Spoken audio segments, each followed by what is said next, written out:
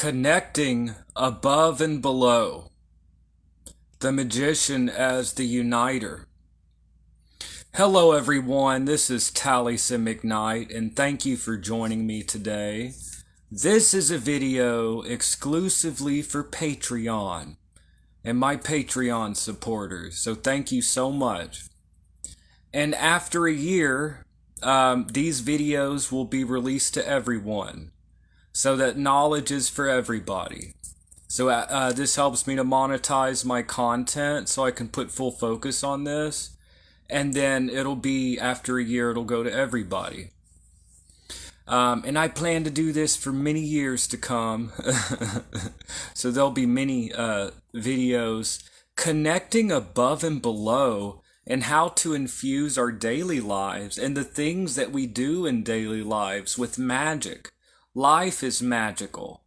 Life is actually the principle of magic. And finding occult sympathies. This all goes back to the 3 books of occult philosophy. This is the great classic. It was written probably in 1509 and 1510, around that time, passed around in manuscript form before Book 1 was published in 1531 and all 3 books together in 1533. This is the 16th century magical classic. And in my opinion, this remains the great classic, the great tome, you know. I don't think it's been improved upon. If anything, I think, you know, there's a lot to study there, you know. And the old maxim, read and reread. You know, it's good to read Agrippa again and again and really just let it absorb. When we do that, we're integrating that knowledge. It becomes part of us. It becomes a part of how we think about the world. And when working with the magical tradition, it's important to come into contact with the worldview. Not to be limited by a worldview, but to integrate it, because that helps us to connect with the magic, because we're more in touch with that type of magical reality. So, you know, in a lot of tarot decks, you know, modern occult decks are based on a lot of these principles. It's the Hermetic adage, as above, so below. The magician, for example, in the Rider-Waite-Smith deck, he draws from, and of course the BO builders of the atoms, he draws from above. He draws from above, he holds one hand up, and with the other he points down. So he draws from above and he points down. He's using occult sympathies. The magician is the great connector. The great connector. And of course, I say it again and again, repetition is important, because repetition is how something goes. We never forget. We always remember the lesson with repetition. And it kind of goes back to read and reread. But magic is about, the magician is the great connector. He draws from above and channels it below. So every stone, every plant, every animal, every metal is associated with a certain star or planet. And the stars and planets themselves were reflections of the divine mind. Reflections of the realm of archetypes and Platonic ideas.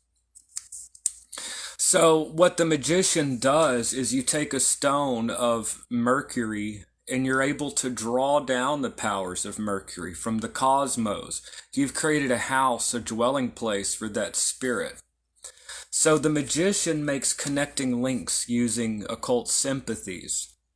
So at its most basic, as I say again and again, stones, plants, things like that are associated with celestial forces, and we're able to call down as a vessel for that force. Now, how do we apply this in our everyday magical life? That could be incorporated into our everyday life so that life is magical. You can use every opportunity to push yourself forward. So you could carry the stone of a plant. Now, I would recommend, until someone really understands astrological timing, because astrological magic is a magic of time. It is about working with the cycles of nature, understanding the cycles of nature. Man looked out at the cosmos, and we look for the hidden side of things. What is happening behind the scenes? It's like sailing in the proper weather. You don't just jump out in the middle of a storm and sail. You want there to be a little bit of a wind. So the astral weather, being aware of what's going on astrally and being able to use these opportunities and these hidden sympathies to make a connection. So until this is the magic of time, Chronos governs the seven, governs other celestial bodies beneath him, time. It is a great cosmic clock. Until we understand things like aspects, fortunes and infortunes, essential dignities, things like that, until we understand, which really isn't that complicated. I talked about it in a recent Patreon video, and I plan to break these down piece by piece. But until we have like a solid understanding in astrological timing, I recommend a soft approach.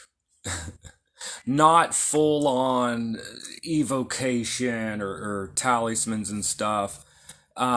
If you're not really aware of what's going on astrologically, and also be aware of what's going on in your natal chart. So that's a whole other topic in itself. Understanding your natal chart is a way to self-knowledge, to understand our life path. It helps us to reflect upon our own strengths and weaknesses and helps us to kind of chart our path. It's not about being bound by the stars, but it's about using what we have to make the best of things. When you understand your natal chart, it's not about this is how my life is going to be. No, this is what I have. These are the ingredients. It's like cooking. You have eggs. You got some butter, you got a little bit of flour, you got these these are the spices that I have. These are the ingredients at my disposal. That's like your natal chart. And now you can make what you want with it, but you know what you have. You're not going out blindly. So natal charts help us to reflect upon our strengths and weaknesses and how we can best use them to chart our own path. So that's a difference. Between astrology as just being bound, or this is what will happen, and understanding, yeah, that makes sense with this and this, and you start thinking about yourself, even if the whole thing was just nonsense, that inner reflection, because oftentimes, when we think about ourselves, a lot of times it's not very deep, like most people. But look at when you really think about yourself and all different aspects of yourself, that inner reflection, knowledge. You're not going out blindly. You're going out knowing your own makeup. And knowing your own makeup, you're able to fit better, or to know where, be able to fit better in the world. Because you understand your own grooves, you know where you connect more. So you're not connecting a micro USB into a USB-C slot and wondering, why isn't it going in there? So a soft approach, Maybe instead of like inscribing and doing all these things when you're just learning the astrology, at least, just have those things around you. Now, this is traditional. It goes back, of course, before this, but we could see it clearly in the writings of the Florentine Renaissance philosopher priest Marsilio Ficino. Francis Yates, Giordano Bruno and the Hermetic Tradition, classic. You know, many people have read it's a wonderful text that introduces a lot of these ideas. In fact, that's not a bad idea. It's in the public domain. Maybe I'll do some readings from that. I try to keep the readings in my like public videos because I don't want to flood this with that. But it's an excellent work, Giordano Bruno and the Hermetic Tradition. But Marsilio Ficino lived in 15th century Florence, Italy. And he was a big, important figure in the Renaissance, in Renaissance Italy. He's a figure from the 1400s. And he wrote the books of life. And this text, he goes into how we can draw down the celestial forces and powers, these 7 divine powers, these divine energies, which of course in classical time these were 7 pagan deities: Aphrodite, Venus, Mars or Ares, Jupiter or Zeus or whatever. And in the Kabbalistic tradition it still comes through with the archangels of the planets and all of these things.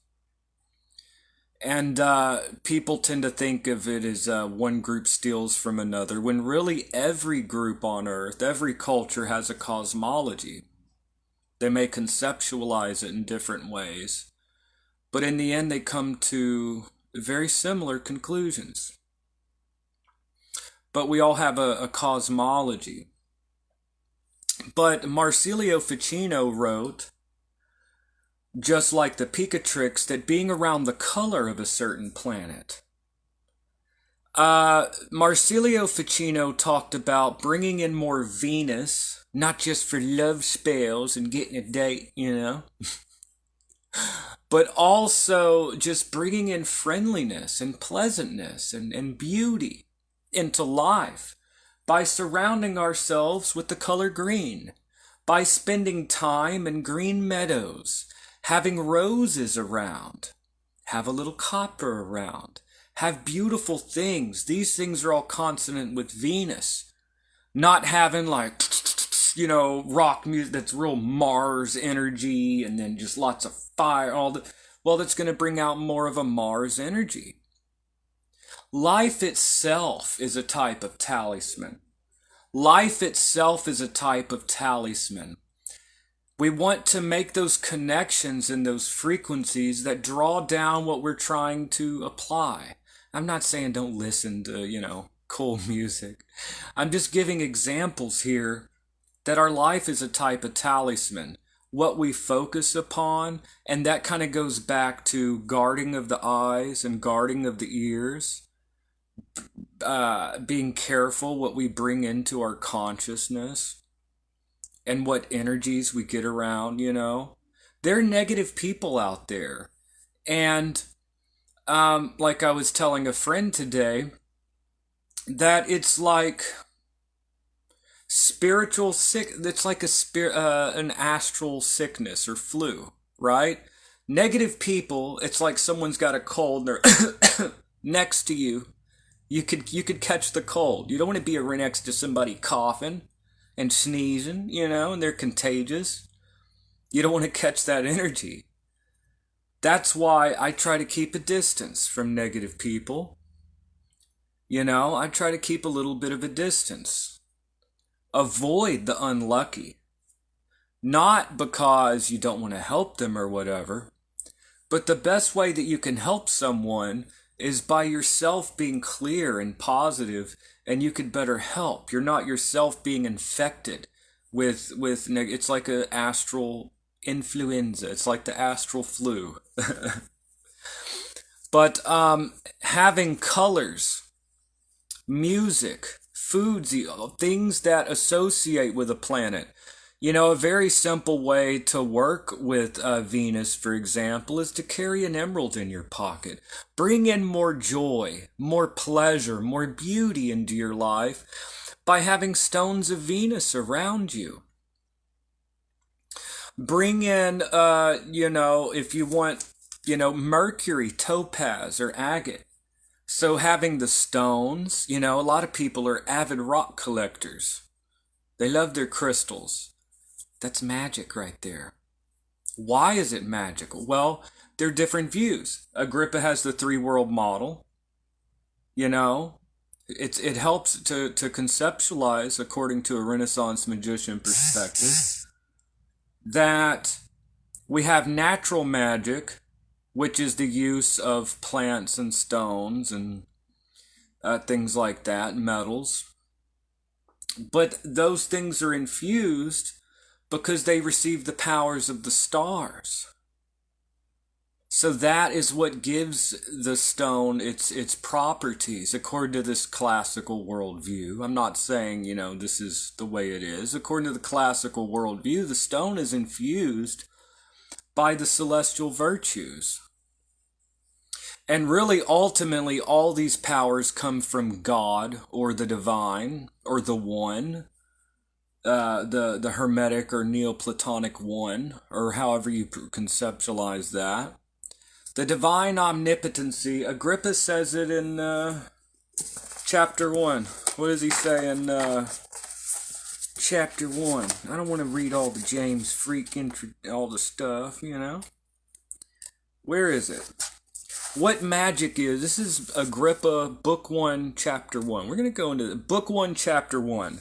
What magic is, and what are the properties thereof. Magic is a faculty of wonderful virtue, full of most high mysteries, containing the most profound contemplation of most secret things. Okay. Whereof the knowledge of whole nature, and it doth instruct us considering the differing and the agreement of things. It's talking about sympathies, like this stone resonates with that planet. Whence it produceth its wonderful effects, by uniting. Now this goes into this video here, this is 16th century magic here, by uniting the virtues of things, through the application of them one to the other, the star to the stone, and to their inferior, just meaning here below, suitable subjects. So the stone can receive the astrological virtue, joining and knitting them together, thoroughly by the powers and virtues of the superior bodies, meaning the astrological bodies. So that you're knitting together. This resonates with that. Well, I'm going to amplify that by burning some incense smoke and through the powers of words. Magic has been pretty much the same throughout the ages in that the burning of incense is found every culture, and then the speaking of words, so fumigation and incantation, and drawing down. You're knitting together, you're joining. You're yoking together the above and below. So, just carrying the stone of a planet in your pocket when you go to a job interview, Wearing colors. This is mentioned by Marsilio Ficino, and he probably got it from Picatrix. Picatrix was written in the 11th, 12th century Arabic text based on even earlier material. Because after the fall of the Roman Empire, the Islamic civilization had this, they didn't have a Dark Ages. They were having this high period of learning. And a lot of that Arabic Islamic advanced civilization, that astrology, the mansions of the moon and all this, came into Europe, kept coming into Europe, although they still had their stuff. It helped massively. Picatrix, this 11th, 12th century grimoire, brought into Europe, translated into Spanish, or translated into Latin. Spanish also in the 13th century at the court of Alphonse. And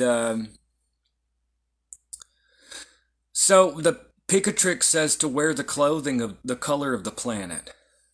Now, there are different ways to assign colors. The classic way that is found here in the Rabbi Solomon Key of Solomon here, and then is repeated later on in like the Hermetic Order of the Golden Dawn, green for Venus.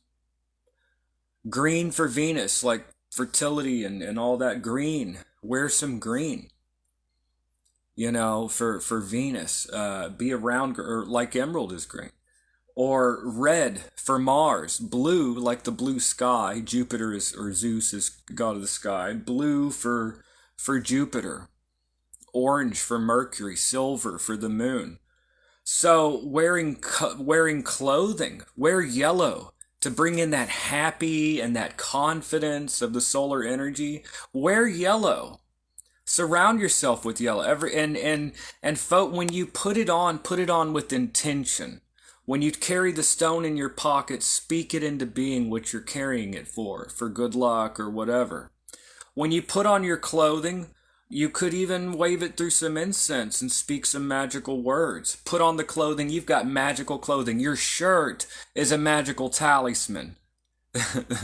Your shorts are a magic talisman, So when you put on the clothing, doing it with intention, speaking what you're this yellow, I'm going to have a happy day and the glory of the sun. Maybe even doing it in the planetary hour if you want. Wave it through some incense smoke. Put on the shirt, the golden yellow shirt, and go be confident and happy. So wearing clothing, the color of the planet you're wanting to work with, and there are different ways to do the colors. Carrying the stone in your pocket.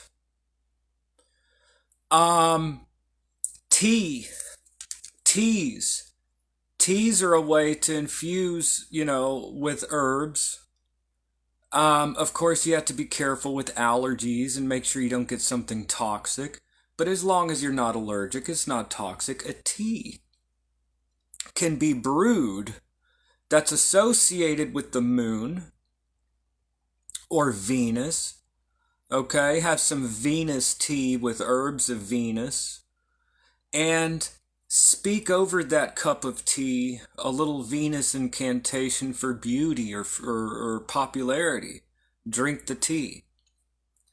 So teas are a way to use the occult properties of herbs or plants, and you could draw down those celestial powers into the tea for beauty or love, for example, with the Venus tea. Or for psychic abilities with the lunar tea. So lunar tea to open up psychic abilities. Food magic. That goes back to Marsilio Ficino. Eating foods associated with a planet with intention. Of course, you do these things with intention. So eating spicy hot foods and thinking of the courage of Mars and maybe speaking incantation over the red pepper or whatever and putting it in the food. Classical hoodoo, they say don't ever eat spaghetti made by a witchy woman because, she might put a little something in there, That's classic hoodoo. But it applies, So let's say you want courage, speaking like a Mars incantation for courage and making the spicy food, sweetening spells. People have their honey jar spells, or they'll pray over a sugar bowl to make everyone act sweet, and then they'll make cookies, and everyone around the holidays, maybe they get along a little better because they're eating cookies that have sugar magic in it. That's food magic. Food itself can be magical. So, having food, you could, through the plants, or if, I don't judge people. I don't eat meat, but some people do. Just to fully cover the topic, animals associated with the planet. I don't judge anybody because of their food choices, or vegetables or whatever. Get things associated, or flavors. Spicy could be considered with Mars. Sweet things could be considered lunar. They could be considered Venusian. Bitter could be considered Saturnine. So getting foods of a certain plants or certain flavor, you could infuse magic in your food. Of course, speak over it. Well, oh, Jupiter, bless this food to bring me abundance, you know? And then eat the food while focusing on ingesting those Jupiterian qualities of abundance. As you eat, eat mindfully. Wear the clothing of the planet. Carry the stone in your pocket. So putting all of this together, let's say you want a good job interview, you could eat a Jupiterian meal, carry the stone of Jupiter, put on clothing associated with Jupiter, praying to Jupiter, all of these things. And a lot of this goes back to the Sabians of Haran. We see this stuff, a lot of this stuff in Picatrix, which is 11th, 12th century. So all of the stuff that we're talking about is Renaissance magic, classical magic. So teas, foods, wearing clothing, carrying a stone around, music, all of these types of things, just having things associated with the planet around you, having roses way back in classical times or associated with Aphrodite or Venus. Having roses on the table can help bring in more Venus, not just for love spells, but for popularity, for beauty, for happiness. Having solar things around, solar symbols. Having the color gold or yellow. So all of these things basically with intention. I'm not saying you need to be all like OCD, what am I wearing? But with intention, proper intention, wearing a shirt as you speak intentions over it with a planet, a planetary hour, and then wearing that out there, carrying a stone, making a tea of the moon, speaking over it, a lunar incantation, drinking the tea to bring in those psychic qualities, having roses around and to pray over the roses for Venus to bless the home and make it more pleasant. And then those roses are a talisman. The roses become a living talisman. So these are all ways that we can use everyday things from foods, clothing, our surroundings to bring forth and to draw down the celestial virtues and powers so that we can be blessed by the celestials. So our life becomes a type of vessel, a type of talisman, so that we are able to ourselves be a bit of a vessel to call down and to hold and maintain those celestial virtues and powers. And so it can infuse our lives. It can infuse our lives with abundance and happiness and bliss and courage and all of these things that we're trying to draw forth. This is magic. So another method I wanted to briefly go over. Many of us practice meditation, visualizing the planetary sigil while you say some prayers like to the planet. Say a prayer to Jupiter, for example, while visualizing the sigil of Jupiter and breathing in the color breathing. This isn't just New Age, like this stuff is effective.